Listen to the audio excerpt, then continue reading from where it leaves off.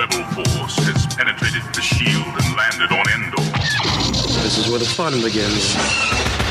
A long time ago, in a galaxy far, far away. This is Rebel Force Radio, your source for the Force. Star Wars news and commentary with Jason Swank and Jimmy Mack. I've seen Star Wars 500 times. Star Wars #1. This station is now the ultimate power in the universe. I suggest we use it. Now it's time for Rebel Force Radio. We would be honored if you would join us.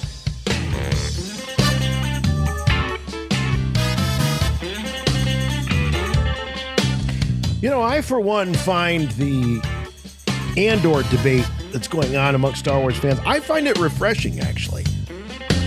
Because what are we talking about? What are people saying? On one hand, they're saying it's not Star Warsy enough, and then you get on the other hand, you're saying, wow, finally we've got Star Wars for adults. It's intrigue, it's spy. It raises Star Wars television up to the level of some of the, big streaming series, or the big, what you might call, I kind of call this era the binge era. I don't know what else to call it, but, television has reached sort of this new golden age, kicked off by shows like Sopranos, 24, even when you look at network television. It was just made to binge, to watch, to suck you in, as opposed to television that became before it, which was more episodic. And when I say episodic, I mean sort of standalones. Maybe there was a little bit of a mythology running through it. So this new golden age of television, and with Andor, there's a lot of fans that are saying that it is elevating Star Wars on the small screen, on the streaming screens, to new heights, because it's not just for the diehard fans, the fans with the encyclopedic knowledge of the lore and the mythology. It's opening it up to others. And but here's what's great about it. And the reason I find it refreshing is because we're talking about it on the merits of it being Star Warsy enough. Some of the more real world, in some cases, political or social issues that seem to creep into Star Wars commentary for the longest time seems to be, being shoved aside. And at least we're having honest discussion and debate about what makes Star Wars Star Wars. And I welcome it. And I welcome you to Rebel Force Radio this week. Really looking forward to hanging with you. Great show this week. Hope you've been catching the Andor after shows. That does seem to be the topic of discussion for most Star Wars fans these days, as we're now halfway through the first season of that show. And to sort of commemorate, we've got Rebel Force Radio favorite joining us later on in the program, F.J.DeSanto. We'll have an opportunity to sort of catch up with FJ about some of his profit or loser prognostications that he had with respect to the Kenobi series. We haven't had a chance to talk to him since Kenobi wrapped up, and we'll see what he's thinking of Andor so far. And we'll have that later on in the program. But I, for one, am glad to be talking and even having friendly debates with other fans about Star Wars and nothing else, none of that other baggage. And I think someone else who is also enjoying talking about Star Wars on the merits of Star Wars is my good friend and yours from Chicago, Jimmy Mack. Hey, Jason. Hey, Star Wars fans. Yes, my Andor enthusiasm has been restored with episode 6, which I felt had the greatest balance between the raw, gritty, real story that Tony Gilroy brings to the table and the Star Wars tone and aesthetic and vibe that we've been following for 45 years. I think they established the great balance in this past episode, because I was complaining about it last week, which I felt was meandering, but really came around to see what Andor is all about. The show got back on track with episode 6, and everyone's talking about it. Yeah. Very, very much enthusiasm coming from the hardcore Star Wars fan base for this episode. And I mean that specifically because I always think about this quote from Tony Gilroy before the series launched, where he said, this is a different kind of Star Wars and you don't have to be steeped in the knowledge of the history of Star Wars. You can watch this and appreciate it for the thriller that it is. And then Gilroy followed that up by saying, and I hope the hardcore Star Wars fan base likes it too. So almost as if the hardcore fans that's a second thought. Yeah, we are the afterthought here. We are the afterthought. And I was just so relieved to see that you can take Tony Gilroy's story and really put a lot of Star Wars elements around it via Imperial bases, blaster battles, starship dogfights. Well, you had the Imperial Senate. That was a big visual tentpole for us. Yeah, yeah. Actually, our first time to see the Imperial Senate. We saw the Republic Senate before, sure. Right. Well, this time we're seeing the Imperial Senate. So, that was something else too. And as I predicted, we didn't have ETs floating around in pods, pumping their fists. It was nothing like the pods were sparsely populated and largely humanoid, if not completely. Yeah. All of those things just bring it all together. And then to end the episode with Luthen actually showing signs of happiness, like legit happiness. Like he's not putting on an act. He's actually being expressive and being himself for that one moment. It's almost like he can't believe they did it. That there was more of Luthen, the thought that it wasn't gonna work, wasn't gonna happen, than did. And it's like son of a gun, they really did it. Yeah, I'm surprised he wasn't really monitoring the newscasts for information about that. Because remember, the night before they left, he was sitting by that transmission device waiting for some sort of communication to come from them. It never came. And his assistant was like, yeah, you just need to turn in for the night. There's nothing that can be done now. In 24 hours, it'll all be over. Yeah, I wondered that. That's a good point, because I wondered that too, because, everything was running by the minute. They had that whole heist plan to the Star Wars minute. And the fact that he was distracted by a customer in his shop, who knows, maybe he lost track of time. It's hard to imagine. But I had the same thought you did. Like, wouldn't he actually be glued to his HoloNet waiting for some news? But sometimes you lose yourself in your work just to keep away anxiety. Yes. Like for example, the day my first son was due to be born, we're waiting around, so I must have mowed my lawn 3 times that day. So I had something to do, to kill right. Because a watched pot never boils. Right. Yeah. So the lawn got mowed several times. You had the best manicured lawn that week. Oh gosh, yes. But so Andor's really here we are at the midway point, and it looks like it's really kicking into high gear. And there's a lot of empty or unfulfilled threads still. We need to see what's Cyril Karn. We know that Andor is going to be reunited with his mother and with Bix and hopefully Luthen again. And where does Vel fit into all of this? Yep, Vel is laying around, and what's her girlfriend's name? Cinta. And she's still hanging out there on Aldhani. Right. So so hopefully she used that cover, being an Imperial officer, and was able to get away or whatever. Get back to their camp. Yeah, for sure. A lot of loose threads. Hopefully it sounds like these are the types of things that will be connected. And we already heard from listeners, and Jim, you pointed out on the after show this week that there are some clues in the trailers that lead us to believe that that a lot of these characters will come back, and that the smart money is on the fact that Andor is likely on his way back to check on, his home world. Well, not his home world, but his new adopted home world of Ferrix. So we need an update. What's that bell tower ringer guy doing? Yeah, what's he doing? Is he still? Does he still have a job now that the imps have taken over? Good question. And they say in the descriptive audio track for those episodes which he's featured in, that bell he's striking, they say it's made of Beskar.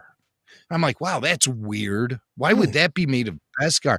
It seems like Beskar is something that's heavily coveted and controlled by the Mandalorians. And even when Din Djarin gets those little blocks, those little bricks. He turns them over to be smelted right away and turned into some other armor. Imagine how much armor you can make out of that bell.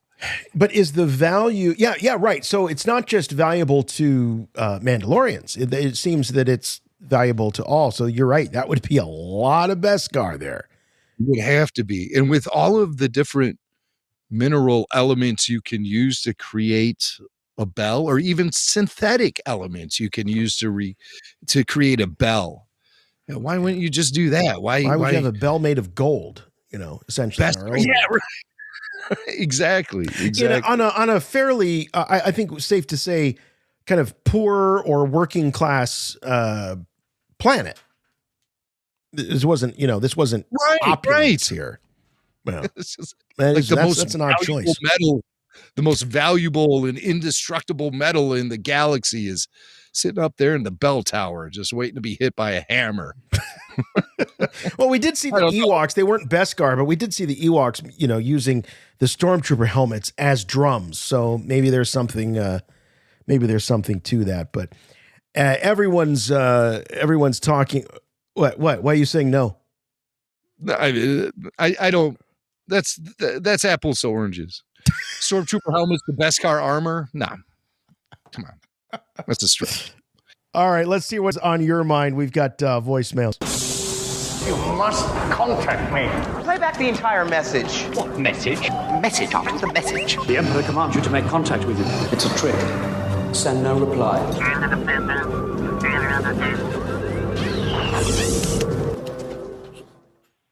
Hey, what's up, Jason? What's up, Jimmy? This is the Registered Nerd out of Southern California. I just have to say, with regards to Andor in this last episode, cereal. Blue milk cereal. I don't know. It felt just too close to normal life here. But I'm like, well, it's blue milk. Well, I mean, what do they eat for breakfast? Have we ever seen breakfast? I don't know. I don't know. I don't know how it feels. Although I love the series, that one just because felt out of place. I'm just saying, just felt a little weird. Other than that, love the series. All right. May the force be with you. It felt so out of place. It felt so out of place that he thought to call a podcast and leave a voicemail about it. So, I mean, that's how out of place this felt for him. The cereal, which we learned last week, is hog squaddles, which is a part of this nutritious breakfast, certainly for this Force user, every morning.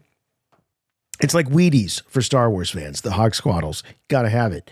But what I've been saying about this show is, look, if you slow life down long enough, or if you slow it down enough, you're going to see a lot of detail.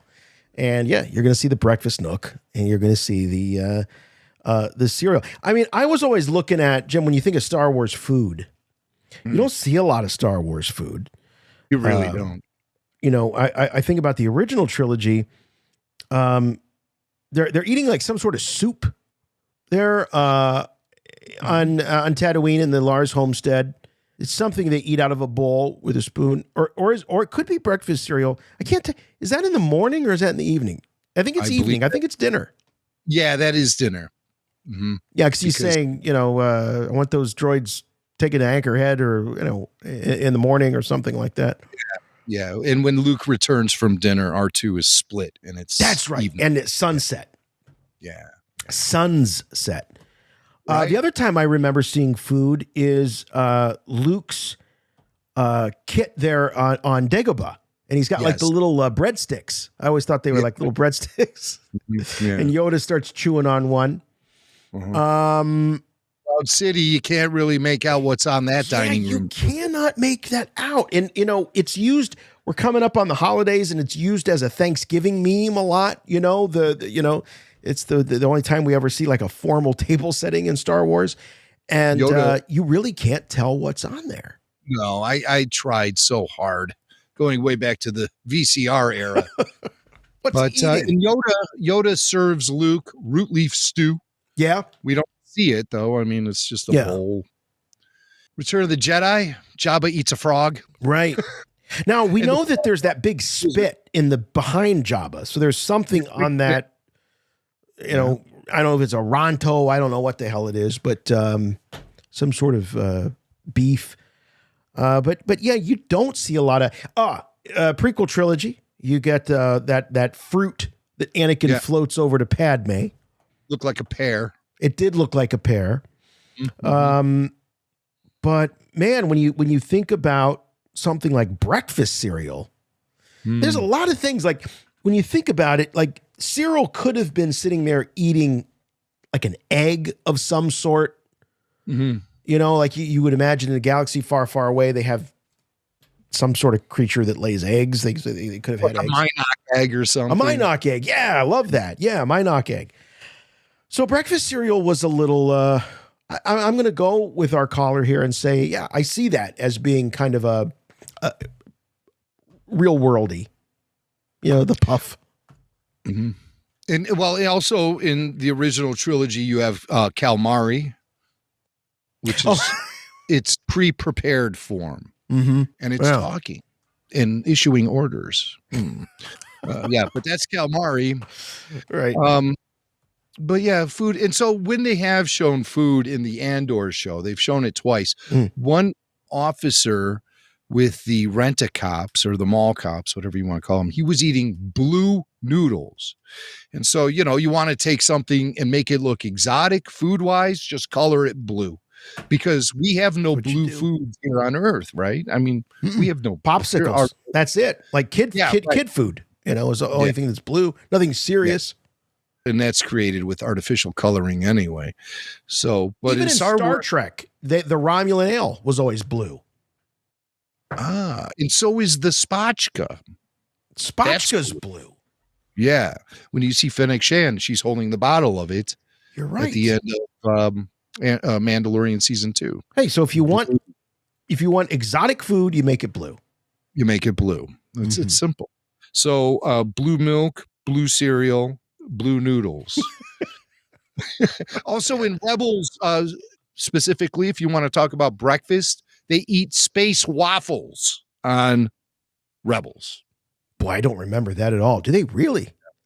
Zeb is eating space waffles. Space waffles.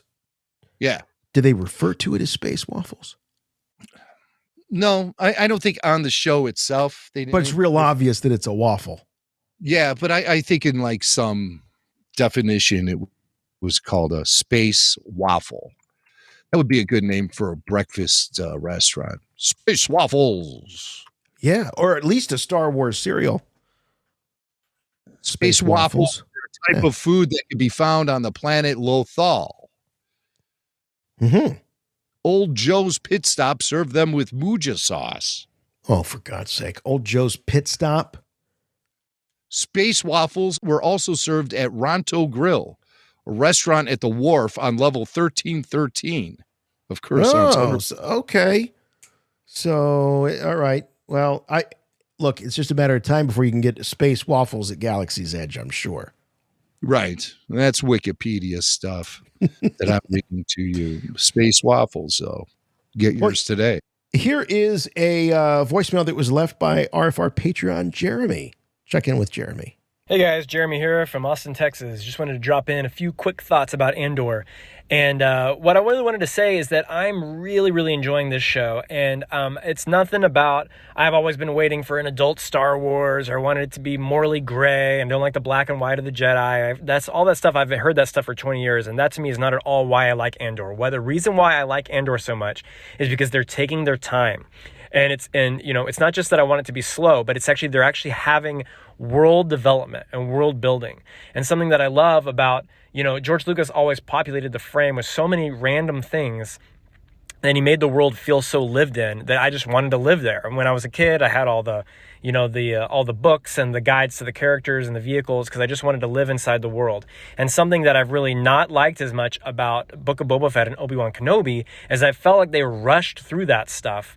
They skipped over a lot of the world building just to get to the next action sequence or the next cool moment. Oh, we got to have we got to have this happen. We got to have something cool happen. And so we're just jumping to that moment and we're skipping a lot of the little things.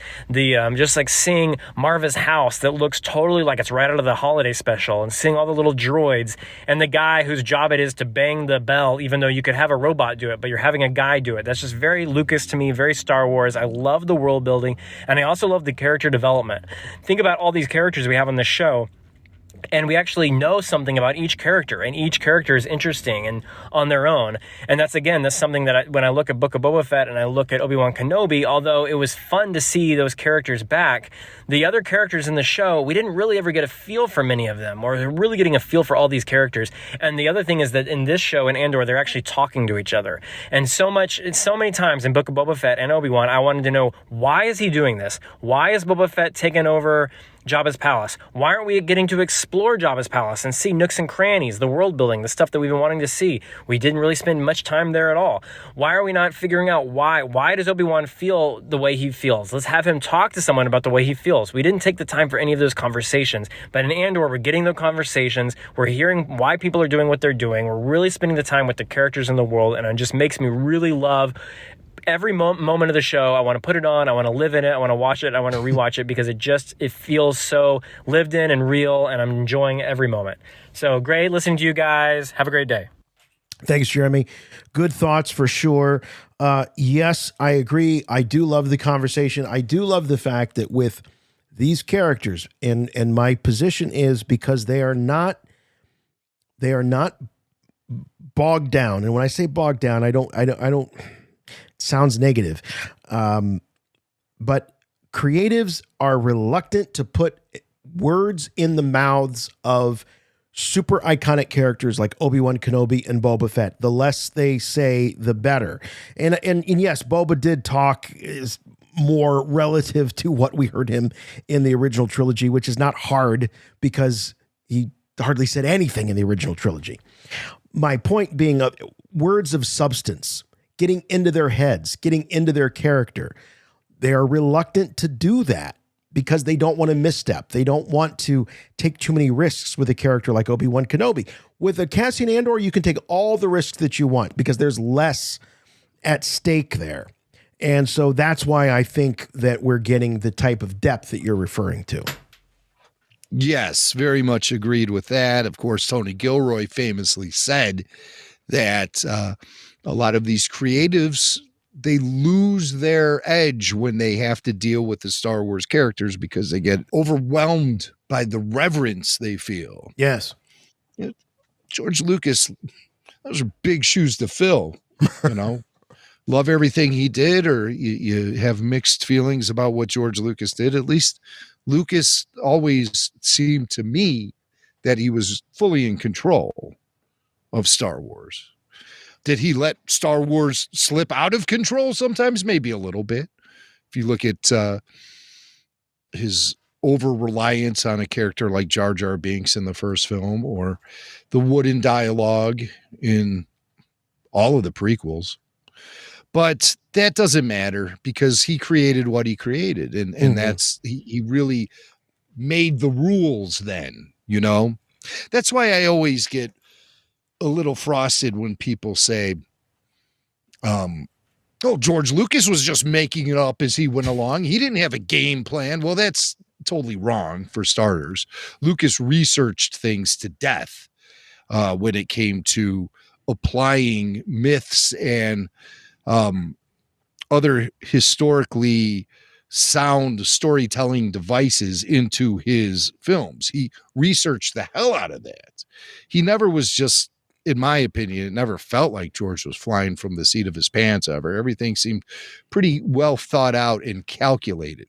Now, whether or not it landed with a perfect 10 every time, no, of course not. But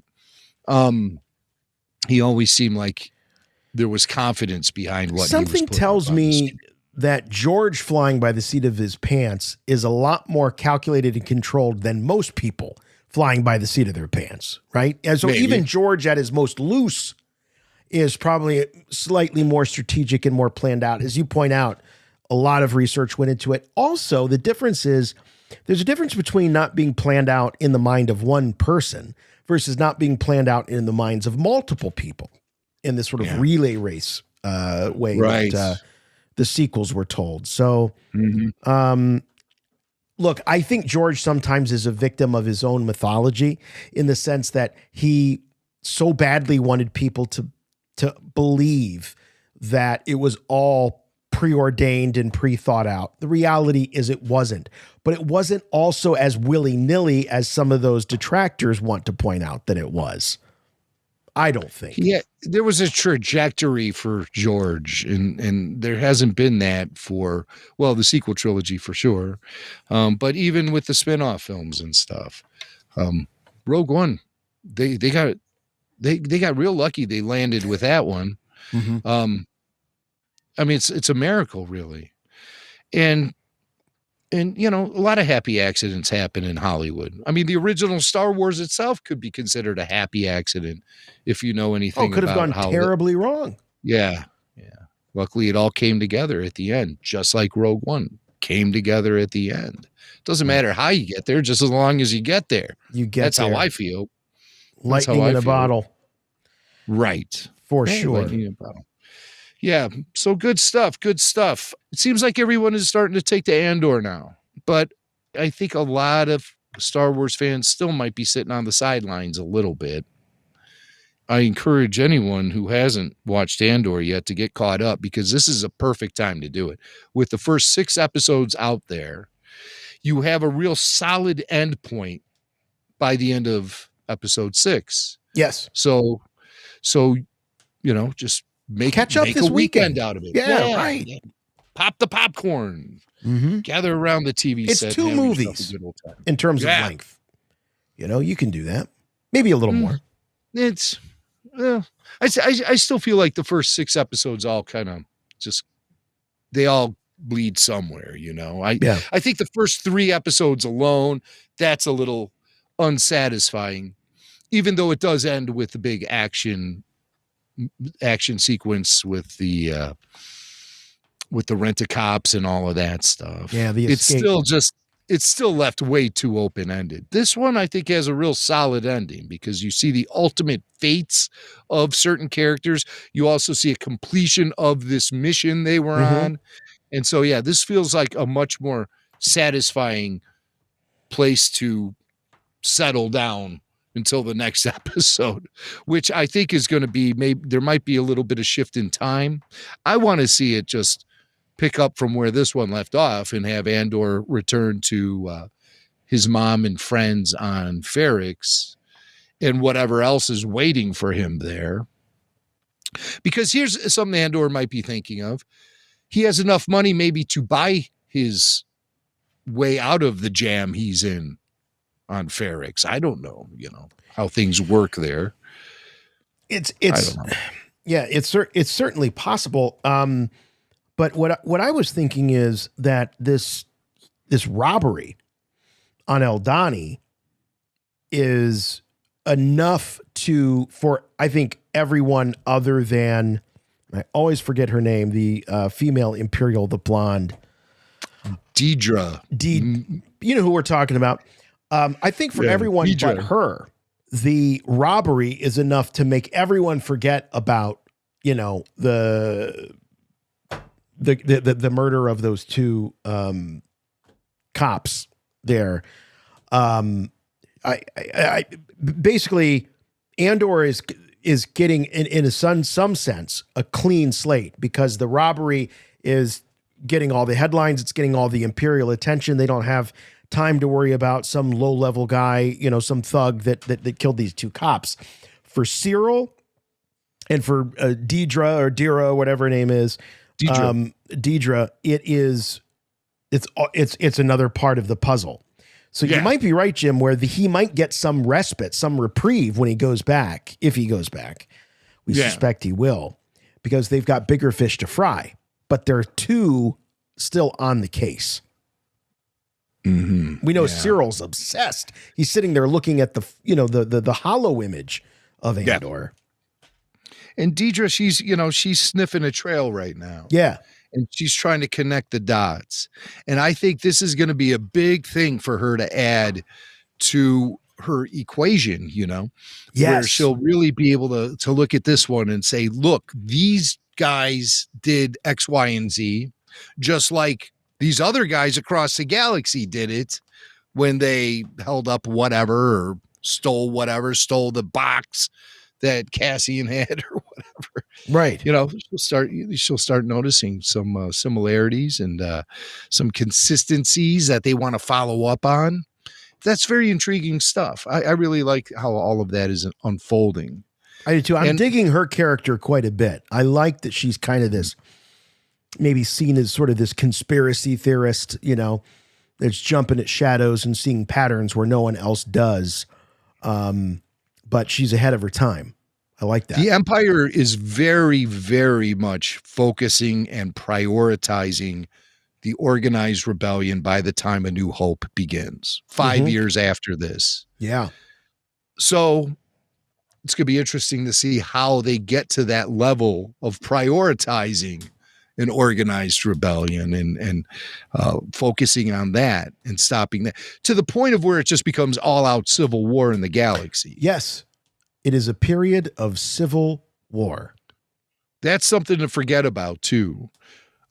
Because it says it right there in the crawl for the original Star Wars, the Civil War part. So, I mean, there's a confederacy there, alliance, whatever you want to call it. But they become their own sort of spin-off government almost, Yes. The alliance. It's more than just a war machine is what I'm trying to say.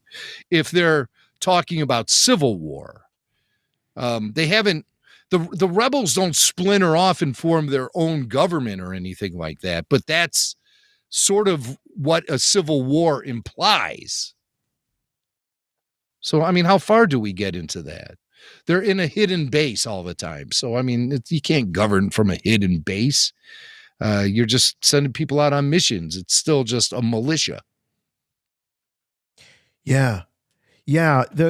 I always, Jim, up until Andor, really, I always thought that the development of the rebellion was a much longer period. I didn't really think that the majority of it was compressed into, say, 5 years.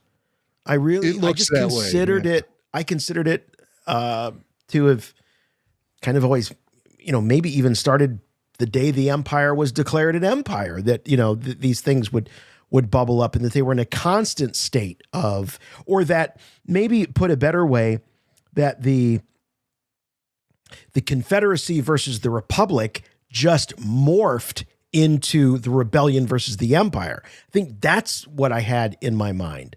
But it seems as though, not that things were quiet for a while, but relatively so until the 5 years leading up to the Battle of Yavin. That's the big surprise for me, I think, here. Yeah, I just think it takes people a while to wake up to what the empire is all about. Now, Padme, she recognized it right away. As soon as Palpatine declared himself emperor, she says, this is where liberty dies. She sees right through all that stuff. So she's like an early adapter to to rebellion. Mm-hmm. But like, how clearly do all those other senators see that moment? I don't think they see it with the clarity that Padme sees it with. And probably because Padme was strong in the Force. No, she wasn't. I think but she was highly did bear principled. Jedi twins. She did. I think she was highly did bear principled. Jedi twins. And what Palpatine is offering is safety and security, but at the expense of what? At the expense of liberty. And that's what she's pointing out there.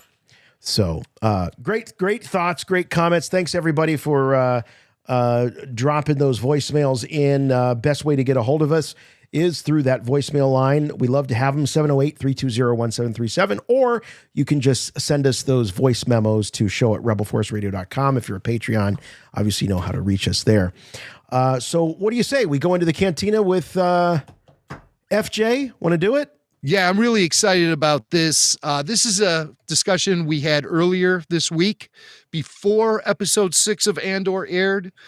So I just want you guys to know we're not going to get into any specifics about episode 6, but F.J.DeSanto is here and he's going to lay down a lot of interesting insight and opinion and information about what we've seen in the first half of Andor thus far this season. And keep in mind, parents, you might want to put the earmuffs on the kids because, as always, FJ's discussion and conversation is rife with profanity. Rife, I say. So it's just punctuation, guys. It's just it really punctuation. is. It's not like he's cursing anyone out or anything. No. It's just he weaves it through conversation like a great artiste.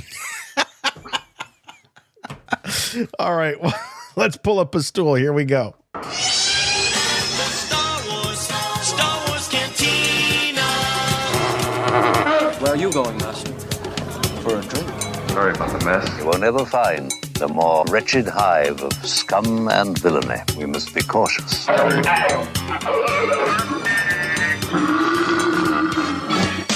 We got him. Our own prophet, our own loser, F.J.DeSanto.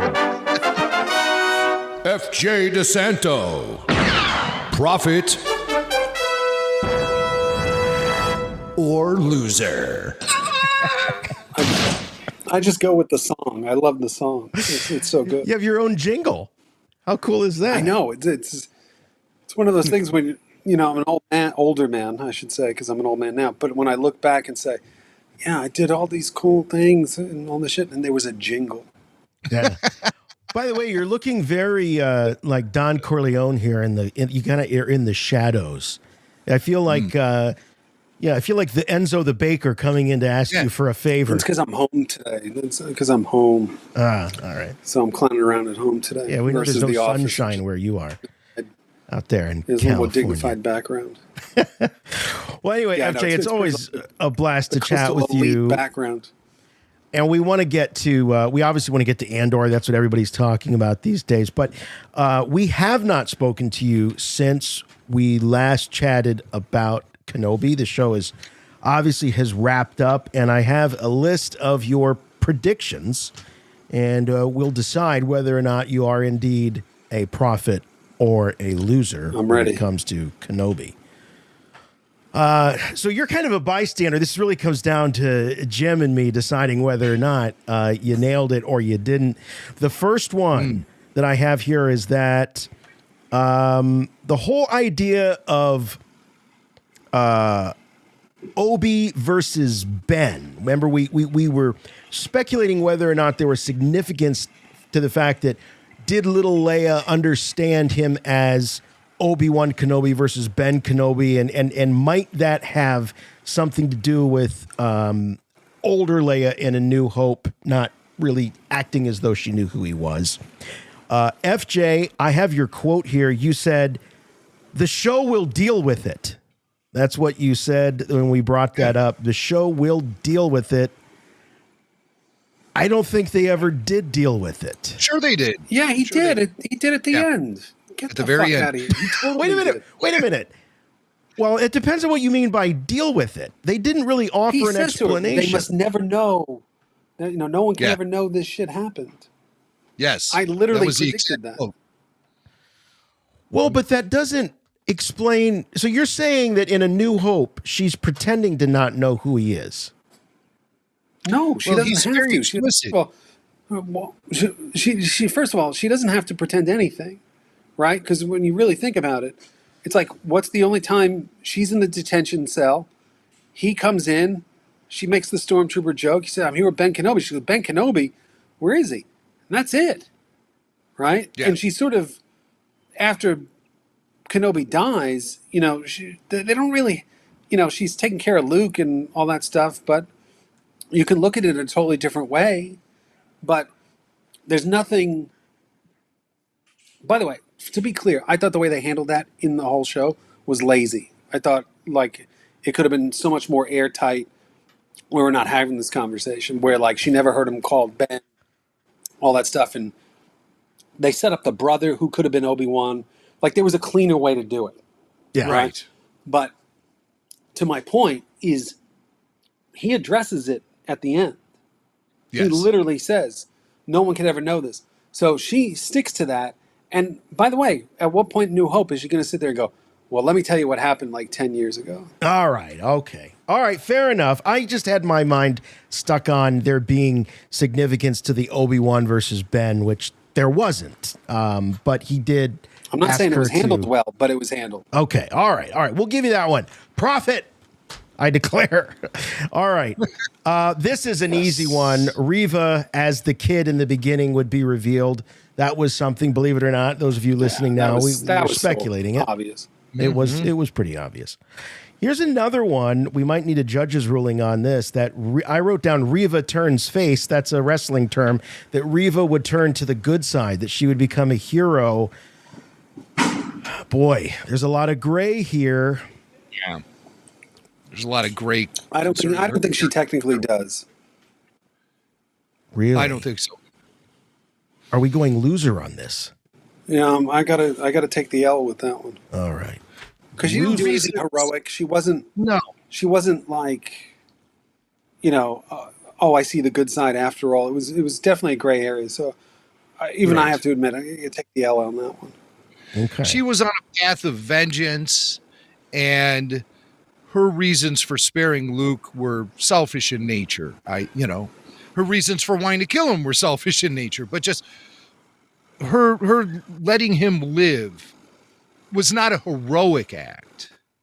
It was like she had some sort of cathartic moment where she, all of a sudden things kind of became clear to her, and she realized who she was and why killing the son of Vader would make no sense. How she knew he was the son of Vader is still a big mystery in my book, but I think that's what it's still sloppy. It's really sloppy. In the end, I think that show is, especially now, we're going to segue into Andor at some point, which is so well made. Like, I don't understand how Boba Fett and Obi-Wan look like they cost a fraction of the price of Andor in this day and age. But anyway, sorry, I cut you off. No, it's okay. We definitely want to get to that. Andor doesn't have, if I can, Andor doesn't have Rancors destroying towns in any episode. I think that's where a lot of the money goes. I like that though. I thought that was fun. But I loved it. Mm-hmm. Yeah. Well, yeah. We'll get all to that, but I think that yes, I would agree that I would not qualify her actions as heroic to the point where we can say that she actually turned to the good side or became, fought on the side of our heroes. Agree. Loser. Liam Neeson at the end. That was another kind of easy one, but boy, we really didn't know. They made us sweat it out to the very end. But again, my problem with the whole show is the execution of it's weird. It's like, why does he just show up at that moment? Like, he should have been you had this great bit. Admittedly, the Obi-Wan Vader fight is really good, and the second one, the first one's garbage, but second one is great. And you have the bit where Vader traps him underground and all that, and that's awesome. That should have been the moment where at least the voice pops up. It should have been the use the Force Luke moment. Mm-hmm. Like whenever Luke first, it should have been the thing that binded him back to the Force was the connection with Qui-Gon, the heroic nature of it. Yeah. But that said, and my other problem with and me, everybody who's been on this show, long-term listeners, like, You know how badly I wanted Qui-Gon to come back in some way, shape, or form because he got robbed in Revenge of the Sith. And it's a good moment because I just feel like everything with that show, it's like, why is it happening at this location? Why does it look like this? But the intent is good. Like, in the conversation's good. Neeson's great. Where you said the one thing I took out of the Obi-Wan show is that they should never do a sequel to it, but they should do a Clone Wars era prequel to it. And with Hayden and Ewan McGregor, because those are the best things in the show, is those flashbacks, and they both look like they both look good enough where you can get away with them playing those younger selves. But subsequently, like, I think you could even go younger, where it's like an Obi-Wan, like if you were doing a sequel to Obi-Wan, you would do something like, okay, he's solving a mystery of the Force in the present day, like his present day, still pre-New Hope, but it ties into some adventure they went on back in the day, right? So that way, you have Hayden, and you don't need Vader to keep looking for him and all that shit. Which that's all of the story. And then you can have something that ties into Qui-Gon in the past, like they're doing in the cartoons and stuff. Yeah, like I just think bringing Neeson back would be great for that. Agreed. And that was definitely the most obvious moment where they could have brought Qui-Gon back, where it would have been very meaningful and propelled Obi-Wan to that next level that he does get to, but without Obi-Wan, without Qui-Gon. And I get this sense that the Qui-Gon moment, was sort of like the end of the Wizard of Oz. You had the power to get home all along. You just had to click your heels 3 times. So to me, it wasn't. There's no prior example of a Force spirit being that sort of passive. The Force spirit appearing had meaning in the moment. It wasn't just you always could have communicated with me. Obi-Wan shows up to Luke at the moment that he needs him the most in several key moments, right, to propel him. Lastly, you predicted that the final fight between Vader and Kenobi would end with Vader thinking that Obi-Wan is dead. I was wrong. Straight out. Indeed wrong. Do you stand by that would have been also, a more satisfying... dumb. What's that? Yeah, he should have just let him be buried underground and fucked off, because I don't buy that whole last scene of the Emperor being like, chill, Vader, and Vader's gonna be chill. Nah, come on, dude. Unless he was like scared of him or something like that. You know what I mean? Like it just doesn't work. Yeah, it was almost like, now that this Obi-Wan nonsense is out of the way, we can get back to our plans. Well, that's the problem. The show doesn't do a good job in sort of establishing what the Inquisitors do, who the Inquisitors are. They just moan and bitch about Reva the whole show. I don't hate the show. Don't get me wrong. You know me. I love everything Star Wars. But there were better ways to do a lot of what's in that show. And I'm sorry, again, I cut you off. No, it's all right. It's all right. Mac, what were you going to say? I can't remember. No. The thing about the, actually, yes, I do remember. The Vader Emperor moment there at the end. Maybe Vader realized that Obi-Wan kicked his ass. Maybe he should give up on it. Maybe that's in everyone's best interest if he just gave up on Obi-Wan and went about his business. So I think maybe that's what sort of helped tame him a little bit for the Emperor there at the end. Maybe. Well, I mean, Obi-Wan could have killed him. Could have killed him. So yeah, twice now. Right. Yeah, I don't. All right. Well, so FJ. So two L's. Yeah. We got. Let's see. This is a prophet. This is a prophet. Prophet and loser. You're right. Yeah. So we got 3 prophets and 2 losers. So what surprised you the most about the Obi-Wan series? I was surprised at how poorly executed it was, which I hate to say. And why do you think it was? Why do you think it was poorly executed? I don't know. I don't know. You used the I always pandemic try to as an make excuse? Yeah, I used it as an excuse last time we talked.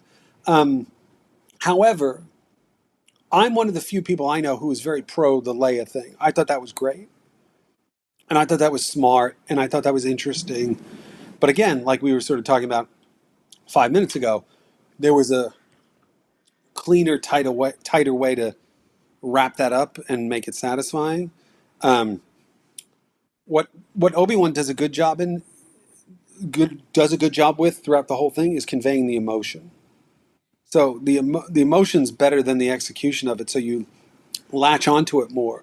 The layer, the emotion of Anakin and Obi-Wan, the flashbacks are great. That second fight's really good.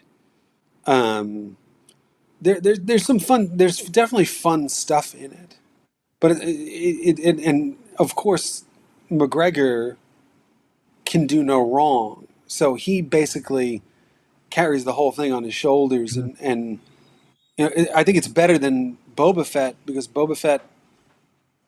The problem with Boba Fett, and I'm sure I said this before, is we had 30 years of speculating what Boba Fett is and could be, and you have this romanticized vision in your head of it. And then subsequently, they go do The Mandalorian for 2 seasons, where it's like, that's everything I thought Boba Fett was going to be. So what the hell do you do with Boba Fett? And then the idea of sitting, we're going to make him a crime boss is like, oh shit, that's really interesting.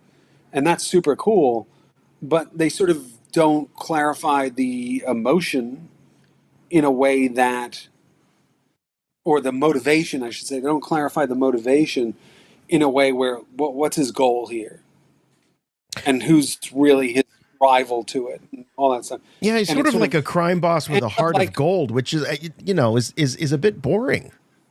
Well, but the thing is, there's no purpose to it, right? Like, so he's sitting there going, well, I'm doing this for the people, and I'm going to walk through the town, and they don't have to fear me. And it's like,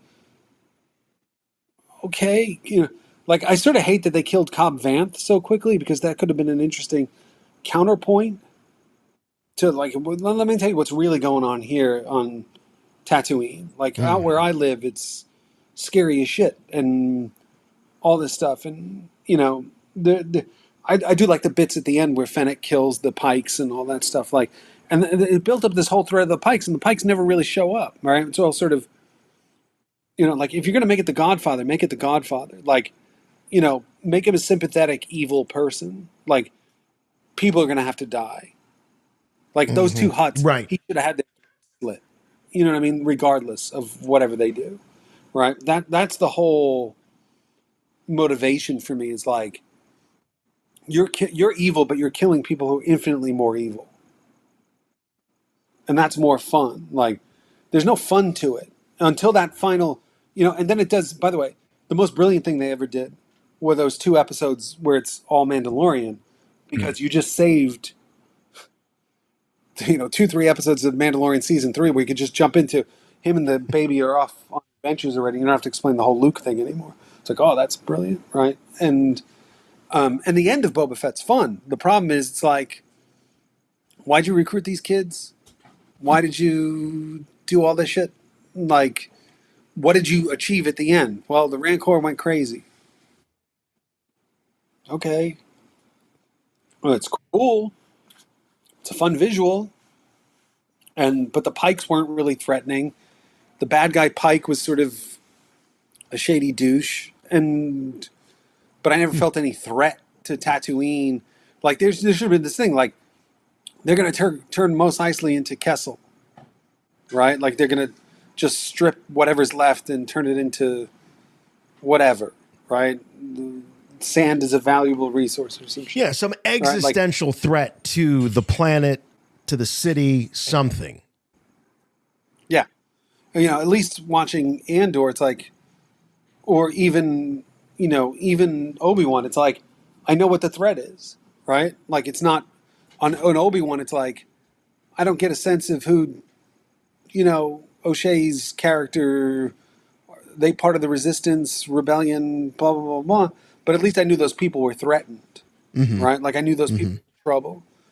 And then you have that stupid scene where Vader grabs the ship and pulls it down, and the other one disappears. And it's like, I understand it's young Vader, but he's not that stupid. But at least I understood the motivation and the threat in that versus Boba Fett. Yeah. Well, shifting gears, I mean, let's talk about Andor because, there's look, we hear from a lot of different fans. And I would say of all the series, this seems to be the one, because I think everyone could sort of agree that it was a nostalgia kick to see Ewan McGregor back as Obi-Wan Kenobi. There were so many. The other shows really traded on nostalgia, let's put it that way. And so I think even if you weren't loving the story, there were things that you could appreciate. In the case of Andor, I get a sense that the people that aren't digging it because it just doesn't feel or read or seem like Star Wars. There's not enough Star Wars in this to even sort of review it or critique it as a Star Wars thing. That seems to be what people are hung up on the most. And, I know just talking to you off air that you're a fan of this series. You just said a little bit ago that it's hard to believe that, this show, you can't even really compare it to, say, a Kenobi or a Book of Boba Fett in terms of how well it's made. But what do you say to those, and I'm sure you're dealing with people like this yourself, that are saying, well, yeah, it's all right, but it feels like everything else that's on TV and it doesn't feel like Star Wars? First of all, it doesn't feel like other stuff that's on TV to me. It feels like a premium cable television show set in the Star Wars universe. And I find it a refreshing change from the previous shows, which always seem to be handcuffed by what's come before, right? So that and very similar, let's be honest. Rogue One is the best of Disney Star Wars. It's the best of Disney Star Wars. Nothing touches it. And it's based on nostalgia, right? It's based on, not nostalgia, it's based on a premise that comes from the original movies. Who stole the Death Star plans, right? The simplest, easiest conceit you can come up with, right? Mm-hmm. And what they basically, and this is what Andor does, is it carves out its own pocket in a pre-existing part of the universe we know so well and just builds its own sandcastle in the sandbox. And what they wisely have done with Andor, slightly different than Rogue One, is Rogue One is let me backtrack. Rogue One is deceptive, right? Rogue One has fun characters. It has, in Jyn, a woman who's eternally hopeful and optimistic to reconcile initially with her father and all this shit, right? But you surround her with really good, quote unquote, Star Wars characters. All those guys are great. Riz Ahmed's character, blah, blah. And then it gives you just enough taste of the universe, meaning Saw Gerrera, Mon Mothma, all these things that tether it to the world we know. But what it proved is you can create an engaging Star Wars story that people invest in with entirely new characters, right? None of those characters pre-existed, right? Yeah. And you use the pre-existing characters as needed to drive those characters in that story forward, such as Mon Mothma or Jimmy Smits and all that other shit, right? And then of course you have the cheesy moment of R2 and 3PO, but that's, and then you have Yavin. But also it gave us new planets like Jeddah and and showed the Death Star in different ways, and Krennic. And what was great about Rogue One was I didn't feel like it was Bateman's going to kill me. Like it was somebody looking at old Ralph McQuarrie designs and going, let's do that. Right? Like it has the best world building of any of the Disney era movies. There's no planet that's more interesting in the sequel trilogy than Jeddah or Scarif, or because when we were kids, it was really simple. You saw a Star Wars movie and it was like, there's a sand planet, there's an ice planet or a snow planet, there's a fire planet. Even though when you get into the prequels, there's a water planet. For some reason, they just regurgitate that shit in the sequels, right? Where it's just like, here's another fucking planet. And so at least Jeddah, you understood, like, this is where the Kyber is. And it's built on these platforms and all that stuff. So anyway, they obviously learned the lessons from what worked in Rogue One. And they're stripping it back to this. Andor. What Andor is a street level Star Wars story. It's not a space opera. It's a grounded street era thing. It's like, what is the impact of the Empire and its reign? I've never felt it more than I felt in this show. Like, I looked at Tatooine, and Tatooine sucked, and it was a planet where everybody was, but I never felt like they were oppressed. No. Jedi did. Jedi felt like they were constantly under the threat of the Empire. Same thing when you start off with Andor. He's on this planet, which I thought initially was Corellia, and he's looking for his sister. He's in a brothel, and he's dealing with these guys who are just literally the sort of shitheel guys protecting the galaxy, the layer under the Empire. Like, that's how low this is. That's how oppressive this is.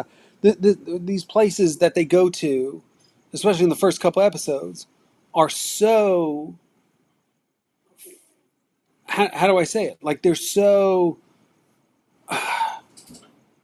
like, it's the first time I really... Morlana 1 is the name of the planet, right? Yeah. Mm-hmm. So he goes to Morlana 1, and it's the first time I feel like this is a galaxy that has been impacted by the Empire. People's lives have been ruined because of the Empire. People's lives are oppressed because of the Empire. And because we don't have those cute characters like Donnie Yen and Jin and K2SO and all that stuff, it's like, you're getting the real hard shit. And I love it for that. Like, I don't understand, like, yeah, because they're not, in these initial episodes, there's not TIE fighters flying, there's not dog chases and all that stuff. But you remember, the opening scene Andor's opening in Rogue One, he murders a friend. Yeah. Like, that, like, people don't get that. Like, how did you get to that point? And subsequently, we're learning it here. Right? And that's why I think it works for me. And especially the person I think is the secret weapon of the whole thing is Cyril. Because we're seeing the origin of the rebellion, but we're going to see the origin of somebody who's obviously going to become a real deep Imperial.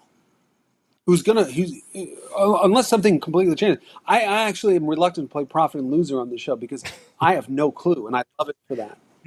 So part of it is the unpredictable nature of this, where it seemed like you knew almost beat by beat where Boba Fett might go, and certainly knew where Obi-Wan Kenobi was going to go.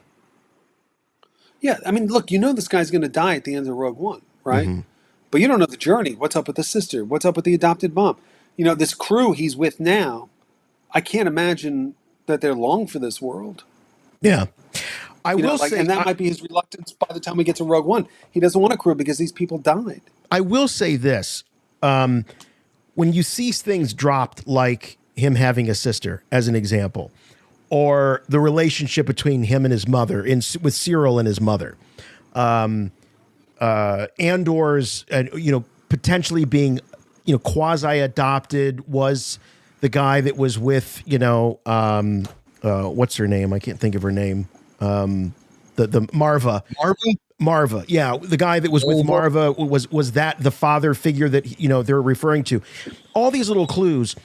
What I like about this is I have confidence that there's gonna be payoff for all, most if not all of those, without a doubt, because of the way this story is stitched together. As we kind of talked about with Boba Fett and Obi-Wan Kenobi, we kind of hoped, but there wasn't always payoff for some of those things that they laid. It was just like, it's just world building or what have you, and then they moved on. But with this, I really feel like we're going to get a payoff on all these mysteries. Yeah, because it's also Yeah, self-contained. I think with the Favreau Filoni stuff, that's part of a larger canvas. And so in that case, I'm able to give it more room to breathe. I'm able to say, well, there wasn't a payoff now, but perhaps down the line there will be a payoff. With Andor, it's all self-contained. It's about these characters going through this situation, and it doesn't really affect the big picture as we've been seeing it portrayed in previous streaming shows and films and stuff like that. Yeah, I agree. And you're getting 24 episodes. So this is, I was lucky. I got to go to Disney to watch the first 3 episodes on a screening, like on a big screen. And they had Gilroy there to do a Q&A with some of the actors. And they had the Cyril actor, the woman who plays Bix, and then they had Mon Mothma, which was really sort of annoying because it was only the first 3 episodes, so you didn't. Oh, so basically, she couldn't tell you anything, right? It was Right. like, what the hell am I doing here? And it was very clear. Gilroy was talking about how, they originally developed it with somebody else, the show. Yes. And yeah, there was they a kept going to showrunner. Gilroy. It's the same thing with Rogue One. Like they basically then went to Gilroy, like, what do you think of this? And he basically cracked one day, this is what he was saying, and sort of wrote a manifesto of what the show should be. And subsequently they went, well, why don't you just do that, right? And it was really fascinating because it's very clear he's not playing ball with anyone other than himself. Like he's sitting there going, look, I'm going to tell this story, and if there's Star Wars shit I can put into it, I'll do it. Visually, Easter eggs, you guys tell me that. But I'm steering the ship because he knows, and he's very clear. So I guess the way he was describing it, like everything's like almost like a mini movie. Like the first 3 or 4 are this, and then, or the first 3 are this. The next 3, obviously we're doing this the day before the next one, but that he was basically wanting to go. It starts 5 years before Rogue One, and those 24 episodes explored the whole span of that 5 years. So, it's fascinating because I think, to your point, Mac, that we're going to go back to those characters like Bix and, all these places on Ferrix, like all these people we met on Ferrix, stuff like that. And, I mean, listen, they've never gone back to the whole finding the sister thing. That's going to be part of it. Yeah. It has to be. And we know Saw Gerrera is going to show up, and they've set up an interesting thing because again, that last episode in particular was really interesting because somebody described it as a filler episode, and I said that's bullshit because basically you have Miro basically figuring out, hey, there are these different pockets of rebellion starting to happen, and she's right. They sort of allude to it, like they're not connected yet, and I think we're going to see. This is my one prophet thing: is I think we will start to see the connecting. Saw Gerrera, Luthen, all these guys. Like I think you're going to start to see the pieces of the rebellion. I mean, they basically announced that in the marketing, but I think we're going to see the mechanics of the connecting of the pieces. And I think I'd love to see, like, basically they connect the pieces and go, Saw Gerrera is fucking crazy. Like, he's too much even for us. Right? Yeah. Like, I think that we're going to learn some of that shit also. And, like, there's obviously, and that's the beauty, what you were talking about before, where it's like, Mac, you were just saying it, like, letting it breathe and letting it get there. And I think 24 episodes, they can sit there, like they're just starting, he was just saying they're just about to start the second season now, but he said, now I know what the first season is. It's very easy, not easy, but it's very clear what season 2 needs to be in terms of what he needs to achieve and what they've teed up, etc. And that's why you and I, Jimmy, are very much on the same page in terms of, I like that it's paced this way. I like that they're not trying to cram things in, because the problem with everything else is 6 episodes that you got to cram all this shit in. Well, how much better could Boba Fett and Obi-Wan have been if it had been 10 or 12, where you could sit there and go, all right, we're going to get into the motivation of these characters. We're going to get into why this is happening, because that's what they're doing with this. I mean, you literally just spent a whole episode where, you know, Cassian Andor is hanging out in the woods with a bunch of people who don't know him. And you learn so much. You learn so much about the different pockets of the rebellion. You get bits about his past, etc. And then subsequently, you know, the biggest curveball of the whole thing is Mon Mothma is married to an asshole, and her kid's a little shit. And, you know, I'm hoping at some point the Empire finds out what she's doing, and they arrest them and kidnap them and kill them, because, like, fuck off, you know, like, let her just go run the rebellion. Because you want to get the husband and the kid out of the way so she can go and be exactly, you know, because put the white dress you on get to and the point where when you see her in Rogue One, she's not hiding, she's there at Yavin. So we know, right, she's not leading the double life at that point. She's all in. Double life's over at that point. Yeah. Right. So you've got to get to that. So, like, even though the show's called Andor, we're getting a lot of rich and interesting things because, you know, as much as we, like I said earlier, we spent 30 years wondering what the story of Boba Fett was. What this gift is, we no one spent 30 years trying to figure out who the hell Mon Mothma was, right? Or what she had to go through to do. We just know her as that stoic woman in Return of the Jedi who sets the plan, right? Well, what did she sacrifice? That's fucking cool, dude. Like, that's awesome. yes. And Cyril is awesome. And even they're starting to, these Imperials on the Security Council, like the guy who's taken over Ferrix, who's rivals with that woman. And, like, it's like, there's a lot going on here and you don't realize it.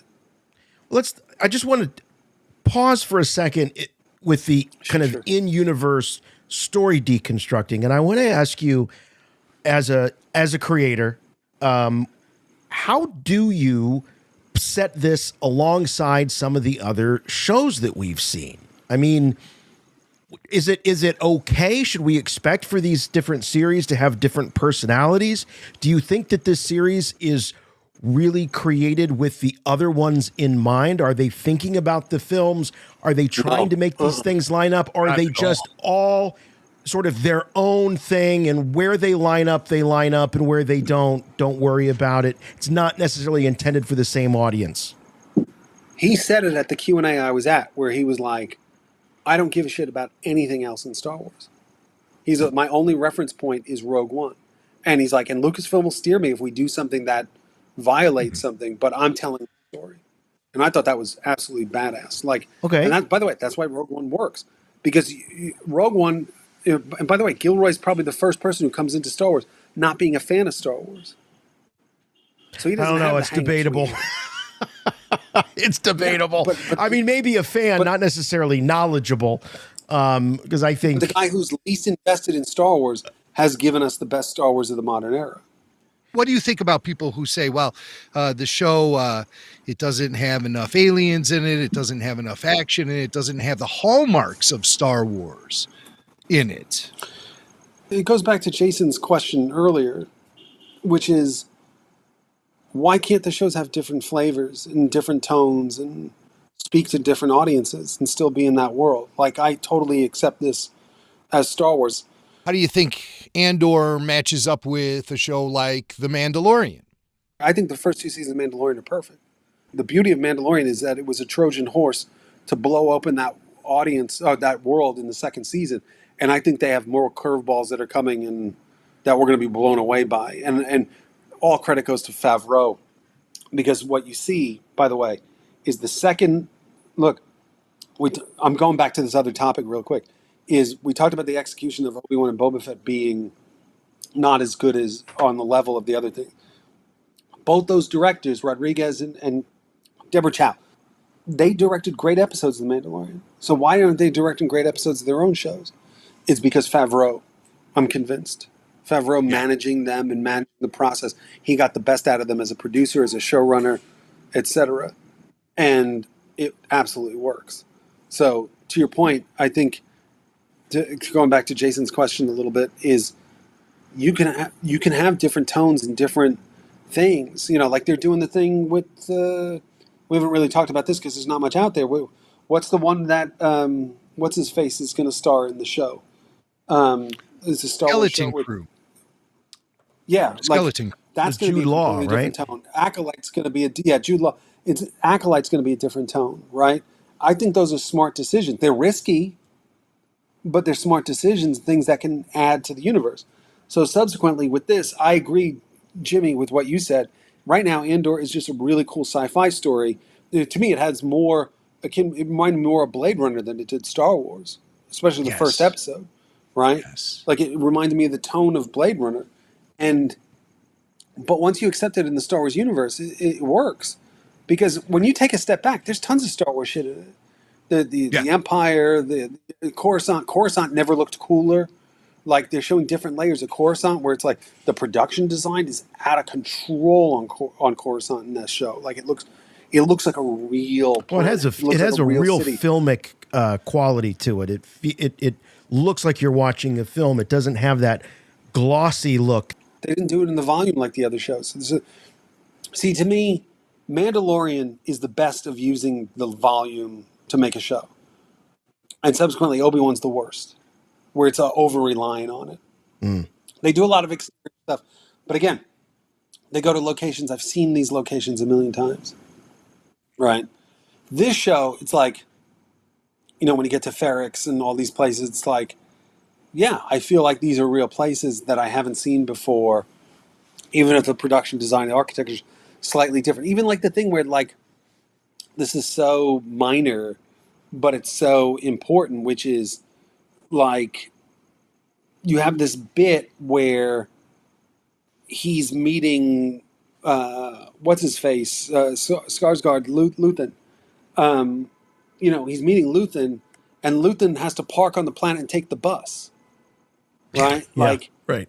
There's something, the world building in that, because what they do is they're setting up the shipyards. Like there's a great bit when they're trying, like it basically set up the whole third act of that action piece inadvertently. But you learn so much about that world, et cetera, and what makes it different. Like that old guy who wouldn't shut the hell up is like, now they make us take the bus and blah, blah, blah. It's like, it all seems like filler, but it's all additive. It's all slowly building that world. And that works really well for me. Like I totally accept it as this pocket of the Star Wars universe. And it's like, but it's like, again, the nostalgia thing of Obi-Wan and Boba Fett speak to people. It speaks to me in its own way. But it's like, like, hey, we're trying something new over here. And we're trying something that appeals to an adult. Like I had a friend who was telling me he was watching with his son, who's probably like 10 or 12.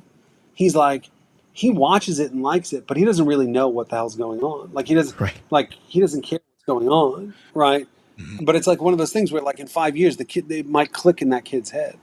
Right, it's still gonna. That's what I was saying on the after show last week. One of the nice things about this is that even if you're a Star Wars fan and you're not ready for this, like my son, he's 10, and he said it didn't feel like Star Wars to him, but it's always going to be there, waiting for him. But I wanted to ask you, strategically, if you were the Kevin Feige of Star Wars, or I guess we could say the Kathleen Kennedy of Star Wars, how would you strategically work these different series in terms of their tone, their target audience, and then start to layer in films? We're hoping to see Star Wars back in the theaters. How does this all work together, or does it not need to? Is it that they're all their own thing, and that's okay? Unlike Marvel, where I do feel like they're really trying to make it feel like one big tableau, one big universe, tonally, etc. The answer, especially on the feature side, is I don't know. It's the first time in my life where I'm genuinely like, I don't know in 2022 what a Star Wars movie is, if that makes sense. Like, I don't have the idea. Like, I haven't heard the idea. So, oh, shit, that would be a great movie. No, like, even this show, Andor, like, you couldn't do that as a movie. You kidding me? Like, no. Like, it's perfectly crafted for streaming. Yeah, there's too much story for Andor, for sure. Et cetera, but the problem is, the world is so different right now that I don't know the answer. Like, I don't know how you get people to invest in something new in Star Wars. Like, do you do something brand new that's 100 years later or 10 years after Rise of Skywalker? I honestly don't know the answer. The one thing I know with the TV shows is you can be a little riskier and do something like Acolyte, Skeleton Crew, et cetera, and take the L if it doesn't work. Which they still look. I think Disney's brilliant in how they've done Disney Plus versus everybody else. In that they've spent the money. They've sat there and go, we're going to spend the money on these shows on our brands. Marvel, DC, Pixar. DC. Marvel, sure, Lucasfilm, Pixar, etc. But I think, by the way, I actually think, to go to your point about Marvel, Jason, is I think they've actually diluted the brand with too many shows. Shows until recently, until She-Hulk and Ms. Marvel, were basically just excuses to find ways to introduce the new versions of the classic character. Here's new Captain America. Here's where this is, so they can just thrust them into the features. Like they just feel like R&D for that, right? Yeah, and right. You know what I mean? Like, and subsequently, it's almost hard to keep up on, and I feel like the quality's diminished. Whereas right now, I still feel like the Star Wars shows, what are they, like 1 or 2 a year? Like 2 a year. Let's just say 2 or 3 a year. Still feel special, like it's an event. Right? Here's Boba Fett. Here's, and Andor, I think, saves it. Like, I think they were on a trend where it's like Mandalorian is super high up here, and then Boba Fett was a drop. Obi-Wan was a drop in terms of quality and execution. And then Andor just, like, skyrocketed into that more, here's cinematic Star Wars on the small screen. And I think that should be the template of, this is how we got to spend our money on Acolyte and Skeleton Crew. And, like, even look at Willow. Willow looks fucking great. Right? That'll be I don't give a interesting shit to about see. Willow. FJ, moving forward, while it appears that there's really no direction, could you see The Mandalorian making the jump to the silver screen, or is that too valuable a property to the streaming side of things? They don't want to touch it. I don't know. I don't know the answer to that, because I was under the impression these were all going to culminate. We talked about this probably offline. I'm probably talking out of school. I was under the impression when they announced Rangers of the New Republic, which they're not doing now. It was 3 years ago, this December, 3 years ago, these Kathleen Kennedy announcements. Ahsoka. I thought they were all going to culminate, and I still think they're going to culminate in something. I think those stories are all going to connect into some kind of event. The question, because I think you could do something where, what's the gist? We got to find Thrawn. That's the gist of Ahsoka, I'd imagine. Right? Yeah. We still got to figure out Giancarlo Esposito and what all those clone experiments. Remember, we saw friggin' Snokes. Like, I still think, I'm sure I've said this on the show before, I think that's all building towards the birth of the First Order. And I think these shows retroactively make the sequels cooler. Boy, I hope than so. They are. I hope these shows, I hope the Filoni Favreauverse does for the sequels what the Clone Wars did for the prequels in a lot of ways. And I would like to think, if I was doing it, and again, it's risky, but again, I'm saying this having not seen, this sounds really producer of me and really douchey, but like, I'm saying this based on numbers and metrics, because these streamers are all based on that. Meaning, are you sacrificing your streamer to have a feature, and what are you going to get out of that financially and brand? Meaning, so I thought it would be, if I was doing it right now, just fanboy producer, is you have Ahsoka, you have Boba Fett, you have whatever the storyline idea of Rangers of the New Republic is, all that stuff, and that would culminate in some sort of thing where it's like Mandalorian, Ahsoka, Boba and his guys, Luke, Baby Yoda, all that stuff on an adventure against Thrawn and Giancarlo Esposito and blah, blah, blah, blah. Like some culminates, and in this, it's like, that's the birth of the First Order. Or we think we stopped them, but really we didn't. But in these shows, in that era in particular right now, is we still have the post Return of the Jedi 5 years later pockets of the Empire. Like, we all know that the Battle of Jakku was the sort of battle. Endor didn't stop the war. The Battle of Jakku did, right? And you guys know better than I do, because I don't read all this stuff. Like, if Han and Luke and all those guys were there during all that shit and all that stuff. Yeah, but I don't know either. The equivalent of that in the Mando verse, right? Which is how do we because what I think, and I think I've been proven right on this by the trailers, because I saw the trailer for Mando, the one they showed at D23, like the bootleg, whatever the fuck floats around. And it was exactly what I told you guys. It's him versus Bo-Katan. Yes. And it's gonna be the Battle of the Mandalorian. And I think you're gonna come out of that with a tribe, etc. Like, whatever that new tribe is, the Mando, and whatever that clan is they're building together, him and Baby Yoda, all that shit. So I think that's all leading towards something. And the question is, are you sacrificing the streaming if that event is a single feature of all those characters together fighting the Empire? I don't know. I don't know. The one thing I would do is wait 5 more years and bring back Rey and Finn and Poe and put them in a battle against Siths. I'm not joking. Like against who? Not the Sith. Like not Palpatine. It's like Sith loyalists, like what you did at the end of Rise of Skywalker. There are Sith loyalists out there, and now they all want to kill you guys for what you did. Right? So you create a good villain, a lightsaber wielding villain that Rey can fight. You have Finn, now he's trained in the Force.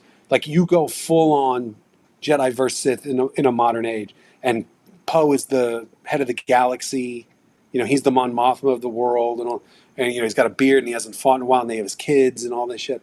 Like, that's what I would do. Well, I dig that. I think that at that point it'll be generational, and people will want to invest in people love those characters. You got to understand, there's a whole generation of kids who love Rey, Finn, and Poe, and Finn and Poe, and they got a shit third movie. They got a shit second movie too. But the point being is, there's enough investment in those characters where it's generational. Like, now look at what Obi-Wan, the single greatest thing Obi-Wan did. It basically wiped out the prequel hate. It single-handedly eliminated 60-70% of the prequel hate, because it suddenly made everybody nostalgic. So I always mention my nephew. My nephew loves the prequel. So when he saw that they were doing the flashbacks of Obi-Wan, and he was asking me a million fucking questions about it, right? Like, all of a sudden the prequels are retroactively cool. By the way, the sequels might have made the prequels look even better. Yes, but the problem that absolutely is true. I'll tell you something. What I've learned about being in the Transformers world, right? So you have something that's now been around for almost 40 years, okay? I'm sure I've said this before, shut me up. But it's been around 40 years. And the problem is, every time you do something new with it, it's automatically hated. Because you have the 40 years that before it, there's 15 versions of it where somebody goes, that's my Transformers. Right. Right? Star Wars is a little different, because we had one thing, right? And then the second thing came out, well, fucking hate that, right? And then how many years later, the third thing comes out and goes, well, fuck that. We like the old thing, right? And that's what I learned. I learned this on my own show. I did 3 seasons of the show. First season came out, they go, fuck your show, right? Then the second season comes out and goes, well, fuck this season. The first season was better. And by the time you get to the third season, it goes, well, fuck this season, because the other 2 seasons were better. And then they announce a new show, go, fuck that new show, because that last show was great. Right? So the longer time goes on, the better your stuff looks. Yeah. I'm going to be a hero in 10 years, right? Like, that's well, they don't write them like DeSanto used to. I tell you what. That guy we used to hate. Yeah, that's it is true. I know several people in my in my real life, my non-podcast life, that were just absolute prequel loathers. And after the sequel trilogy, they got into they started diving into the Clone Wars, and then they started revisiting the prequels, started getting a real appreciation for it. And then once Obi-Wan Kenobi was announced, they couldn't wait to see Hayden back, to see Ewan McGregor back. It absolutely is the case.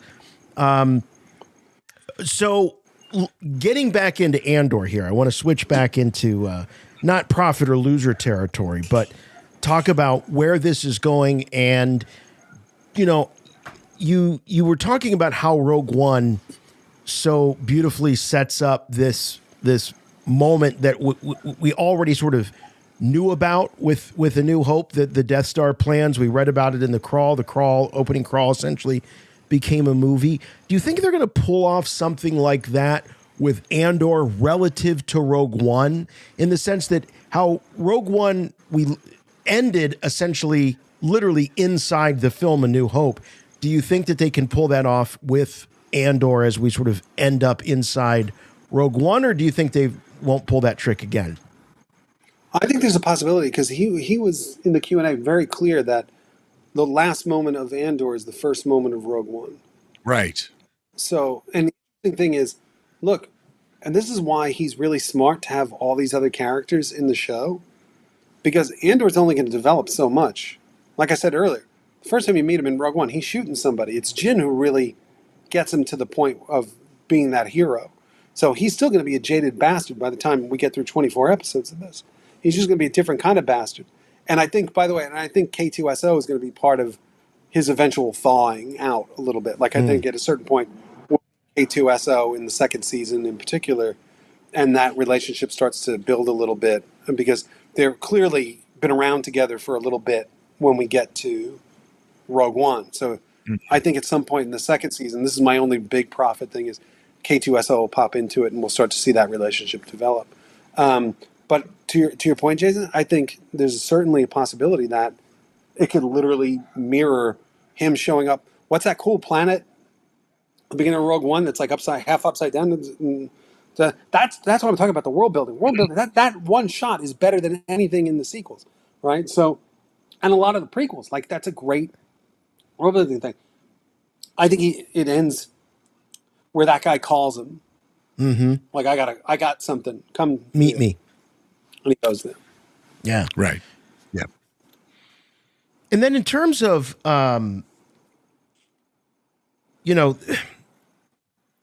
where do they go from here? As far as, do any of these characters in Andor, do they make it out of this series? Could you see a Luthen? Will any of them have a life beyond Andor / Rogue One, the Gilroy verse? It's a good question, and the answer is I don't know, and I think that's the thing about, we're so used to these shows of knowing the fate of everybody, right? And it even applies to this show. We know the fate of Andor, we know Mon Mothma, right? But we don't really know anybody else in the show. But I mean, when we watch Obi-Wan, we know he's not going to die. Yeah. Right? Because we know New Hope happens. We watch Boba Fett, we know he's not going to die. You just brought him the hell back after 30 years, right? So, like, well, why would you kill him? So the point being is, we have that with this, but what those first 2 or 3 episodes with Bix and Tim and all those characters do a really good job is, we've set up what you just call the Gilroy verse, and it's like, and anything goes. What's going to happen to his adopted mom? What's going to happen to Cyril? Cyril, I think, is the most intriguing thing out of the whole I thing. agree. Because we've totally never really agree. seen the origin of a villain like that. We've seen, Darth Vader gets his legs chopped off and I'm so angry I'm going to become a bad guy, right? All this shit. Mm-hmm. Even Palpatine, we see this traumatic incident where Palpatine becomes Palpatine, right? And he was evil all along. But with Cyril, it's like, that's a real dude becoming corrupted by his failure. That's so intriguing and interesting. And plus, like I said before, and that's why the show is deceptively good. You got that whole intrigue with the Imperial Security Council, all that stuff with those 2 characters, where this woman's putting together the thing, the other guy's on the planet, on Ferrix, laying his claim and all that stuff, telling her she doesn't know what the hell she's talking about.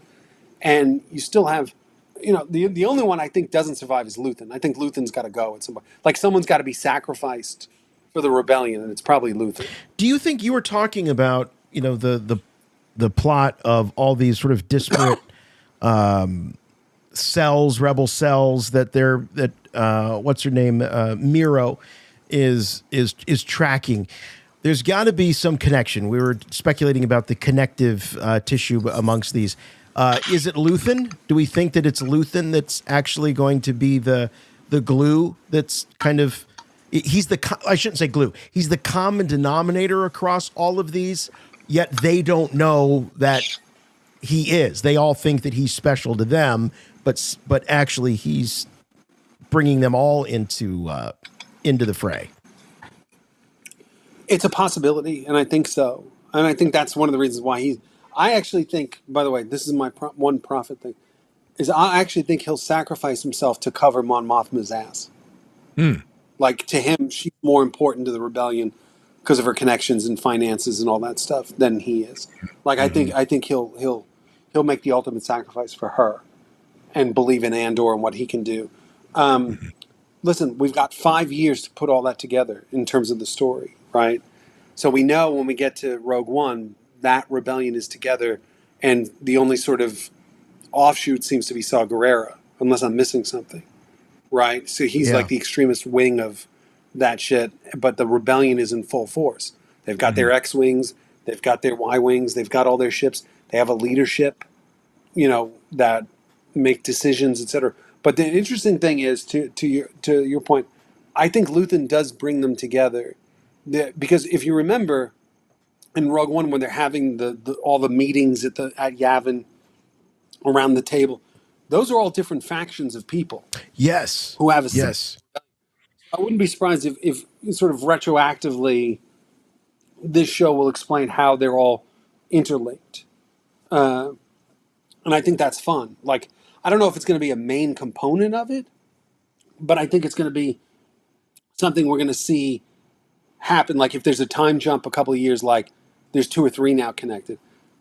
And also, there's something interesting. Gilroy won't do it, but it's something interesting how it ties into Rebels and Ahsoka and all that stuff, if there's any sort of connection with that. I don't think there will be. That's just my gut. But it could. But someone's going to run with it in a book or a comic or whatever the fuck. Right. And but I think that's another B plot that can be really fascinating.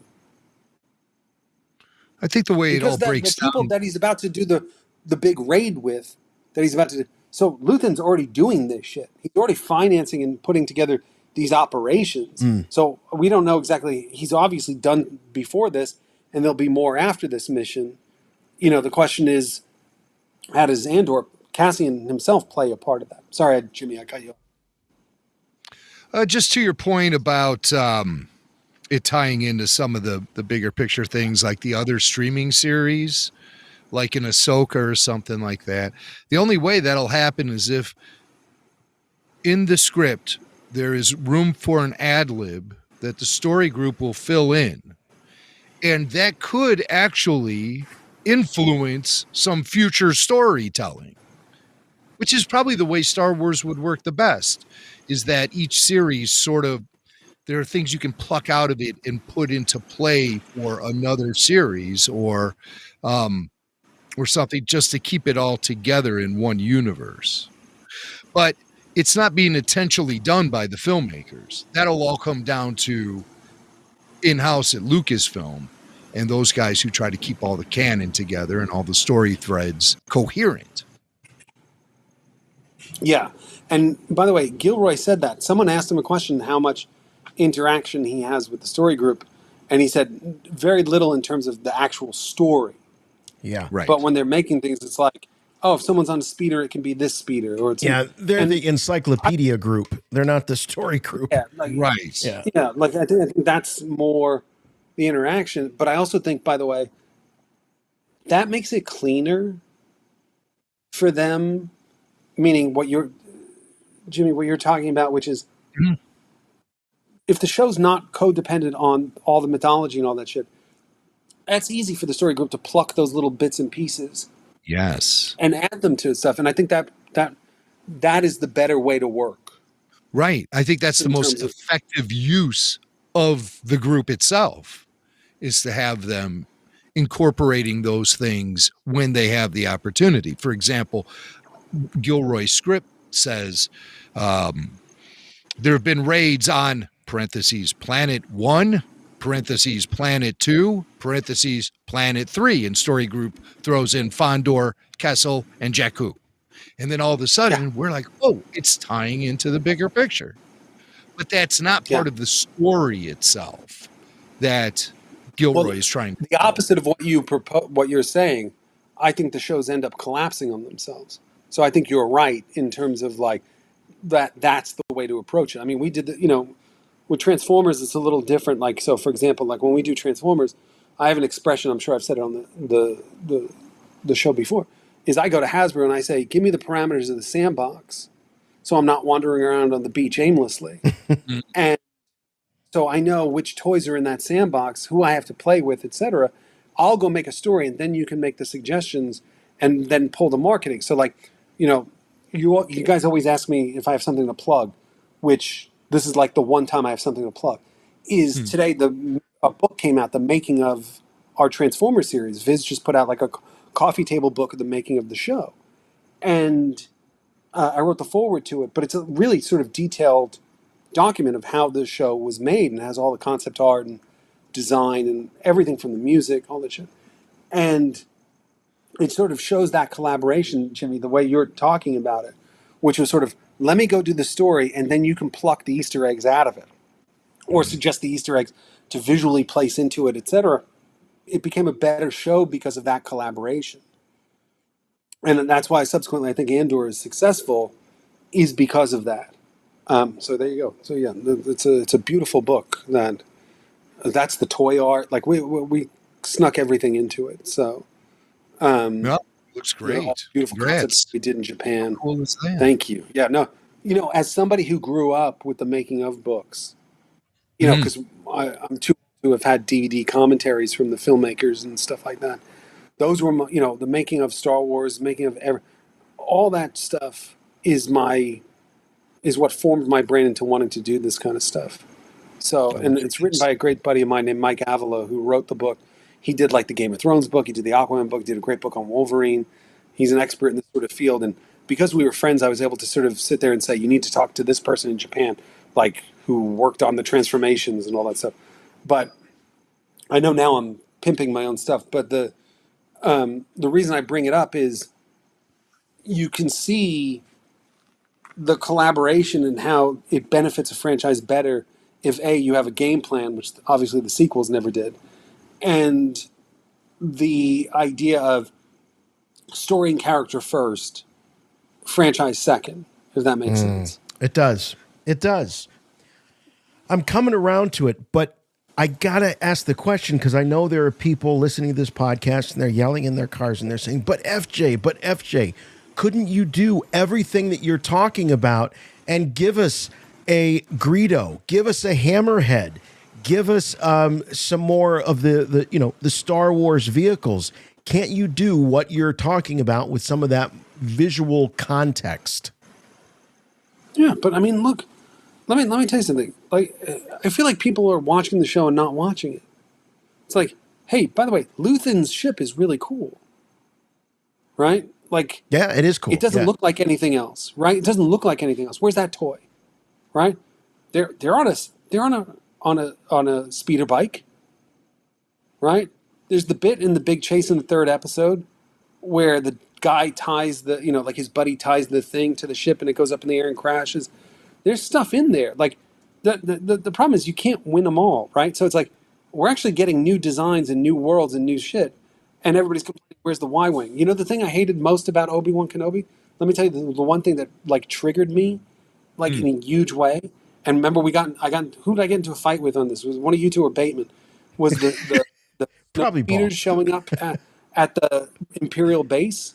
The speeders. Yeah. The snow speeders show. Yeah, like look at that ship. Like it's familiar, but it's cool, right? And I haven't seen that design before, right? But anyway, go back to the whole thing. Yeah, Luthen's ship is cool. Like, okay, make the toy of that, right?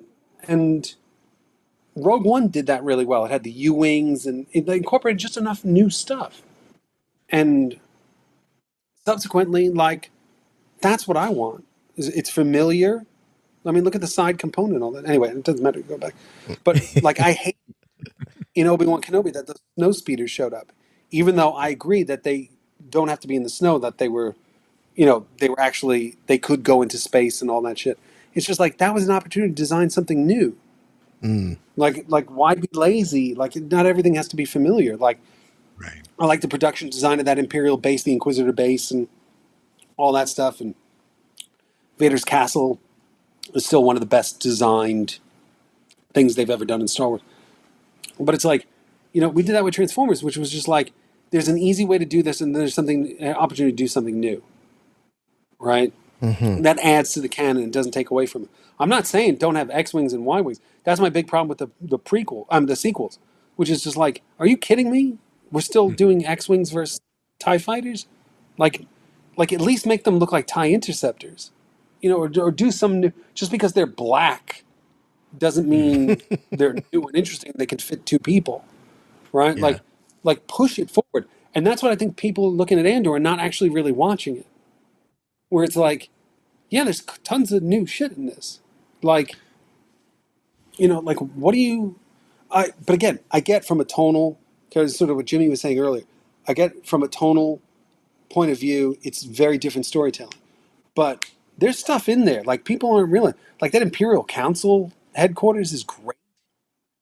We got the security guys, Cyril and those guys in the beginning, the low level, ground level, like rent. Like, never saw that before.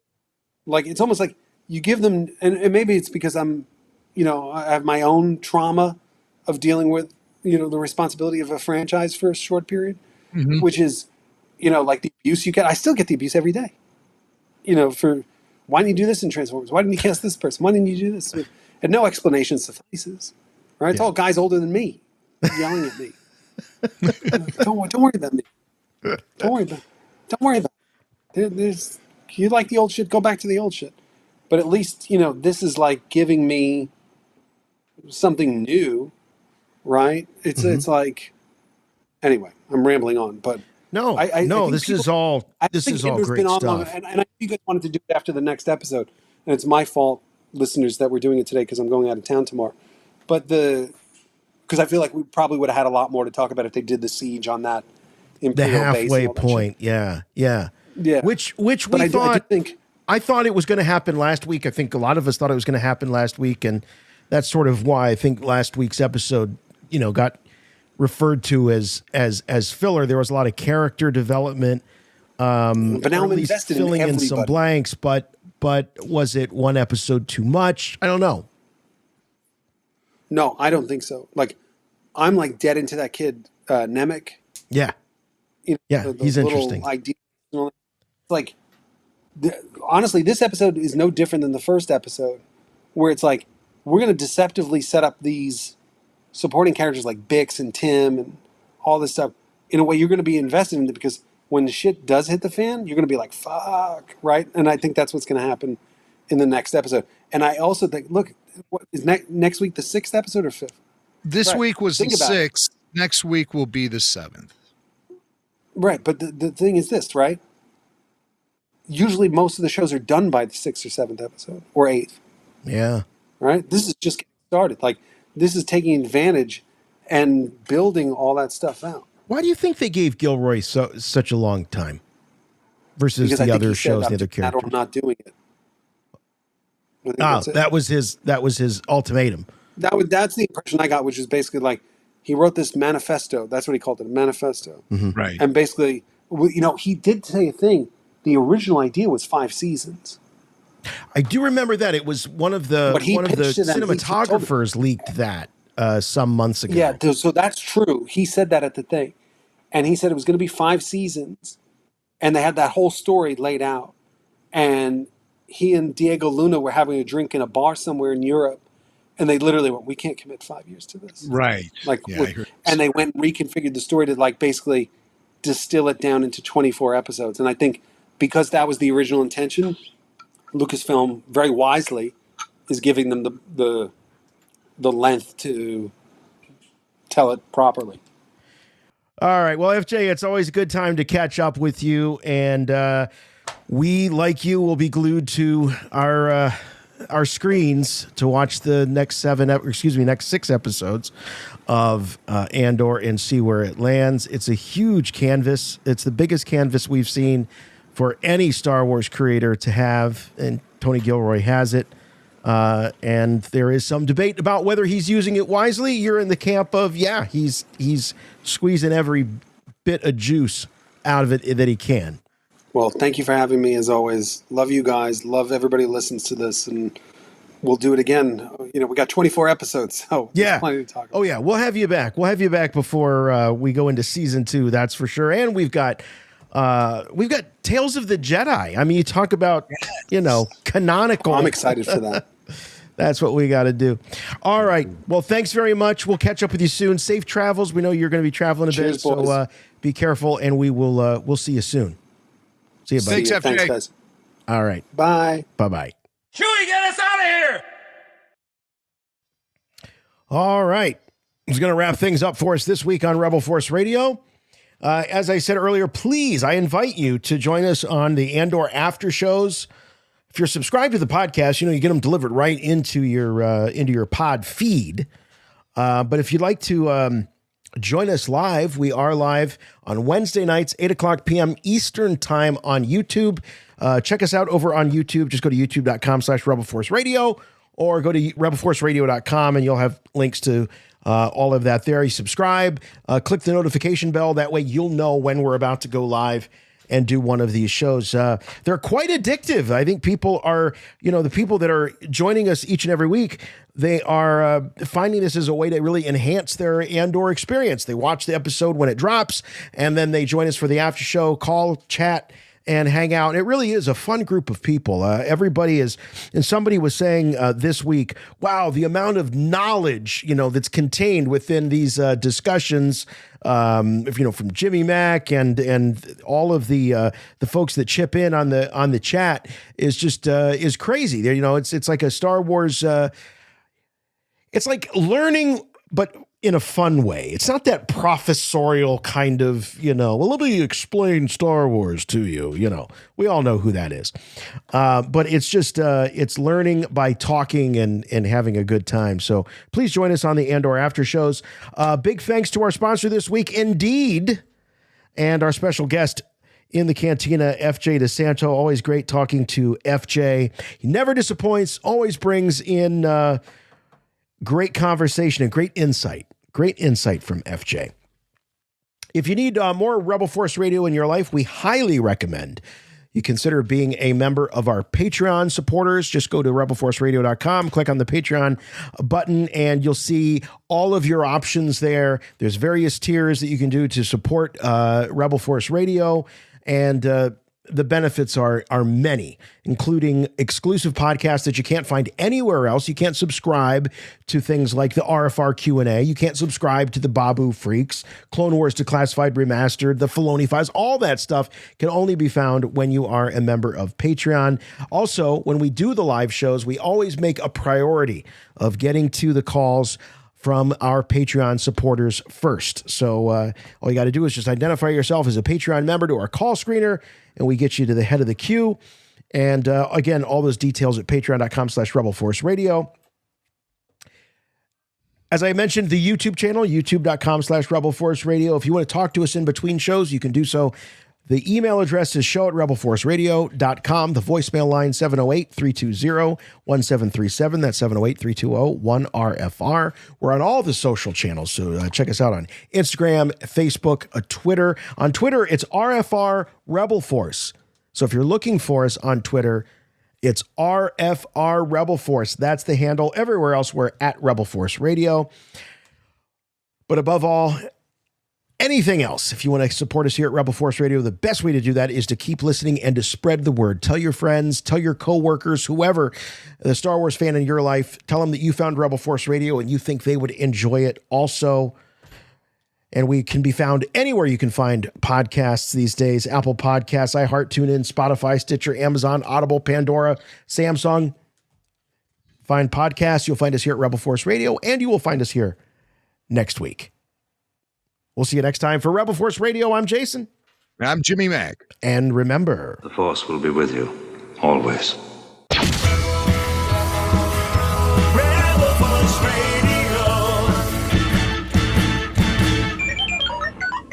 Ha! I never get bored of this.